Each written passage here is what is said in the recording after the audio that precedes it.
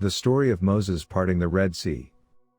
As told in Exodus 14, in the Bible. Moses parting the Red Sea is perhaps one of the most spectacular miracles told in the Bible. Moses was the prophet who led Israel out of slavery in Egypt and brought them to the edge of the Promised Land. After suffering devastating plagues sent by God, the Pharaoh of Egypt decided to let the Hebrew people go, as Moses had asked. Our story begins when God guides the people in the desert, Exodus 13. When the Pharaoh decided to let Moses' people free, God did not lead them along the road through the land of the Philistines, even though it was nearer, because God had said, if the people face war, they may change their minds and return to Egypt. So God led the people the roundabout way of the desert toward the Red Sea. The Israelis went up from the land of Egypt in military formation. Moses took the bones of Joseph with him, because Joseph had made the Israelis take this solemn oath, God will certainly take notice of you, and then you must carry my bones up with you from here. They left Succoth and camped in Etham at the edge of the desert. The Lord went in front of them by day in a pillar of cloud to lead them along the way, and by night in a pillar of fire to give them light, so they could travel both day and night. Neither the pillar of cloud by day nor the pillar of fire by night left its place in front of the people. Crossing the Red Sea. The Lord told Moses, tell the Israelis that they are to turn back and camp in front of Pi-hahiroth, between Migdal and the sea. You are to camp in front of Baal-zephon, opposite it by the sea. The Pharaoh would say about the Israelis, they are wandering aimlessly in the land, and the desert has closed in on them. I've made Pharaoh's heart stubborn so he will pursue them. But I'll receive honor by means of Pharaoh and his army, so that the Egyptians will know that I am the Lord. So this is what the Israelis did. When the king of Egypt was told that the people had fled, the minds of Pharaoh and his officials changed toward the people, and they said, what have we done in releasing Israel from serving us? So Pharaoh had his chariot prepared and took his troops with him.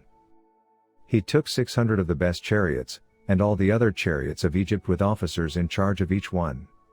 The Lord made the heart of Pharaoh, king of Egypt, stubborn, and he defiantly pursued the Israelis as they were leaving. The Egyptians pursued them, all the chariot horses of Pharaoh, along with his horsemen and army, and they overtook them camped by the sea, near Pi-hahiroth, in front of Baal-zephon. As Pharaoh approached, the Israelis looked up, and there were the Egyptians bearing down on them. Extremely frightened, the Israelis cried out to the Lord. They also told Moses, was it because there were no graves in Egypt that you took us out to die in the desert? What have you done to us, by bringing us out of Egypt? Is this not what we told you in Egypt, when we said, leave us alone, and let us serve the Egyptians? Indeed, it would have been better for us to serve the Egyptians than to die in the desert. Moses told the people, don't be afraid.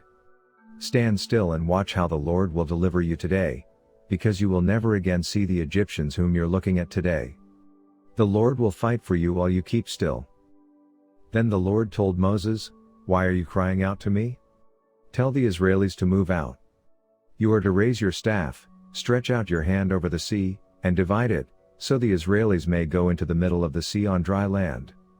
Even now I'm hardening the heart of the Egyptians so they'll go after the Israelis.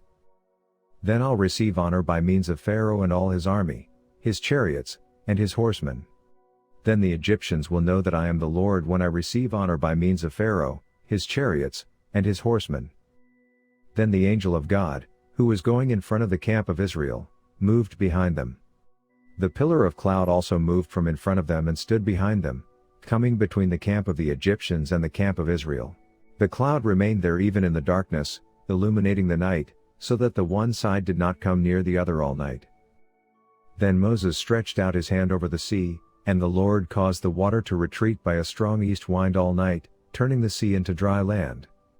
As the waters were divided, the Israelis went into the middle of the sea on dry land, and the waters formed a wall for them on their right and on their left. The Egyptians pursued, all the horses of Pharaoh, his chariots, and his horsemen, and they went into the middle of the sea after them. In the morning watch, the Lord looked down on the Egyptian camp through the pillar of fire and cloud, and he threw the Egyptian camp into confusion. He made the wheels of their chariots wobble so that they drove them with difficulty. The Egyptians said, Let's flee from Israel because the Lord is fighting for them and against us. The Egyptians drown in the sea. Then the Lord told Moses, "Stretch out your hand over the sea and the water will come back over the Egyptians, over their chariots, and over their horsemen." Moses stretched out his hand over the sea, and the water returned to its normal depth at daybreak. The Egyptians tried to retreat in front of the advancing water, but the Lord destroyed the Egyptians in the middle of the sea. The water returned, covering the chariots and the horsemen of Pharaoh's entire army that had pursued the Israelis into the sea. Not a single one of them remained. But the Israelis walked through the middle of the sea on dry land, and the water stood like a wall for them on their right and on their left. On that day the Lord delivered Israel from the hand of the Egyptians, and Israel saw the Egyptians dead along the seashore. When Israel saw the great force by which the Lord had acted against the Egyptians, the people feared the Lord, and they believed the Lord and Moses his servant. As always, thank you for watching. Please like the video and subscribe to the channel for more educational and teaching videos about the Christian religion.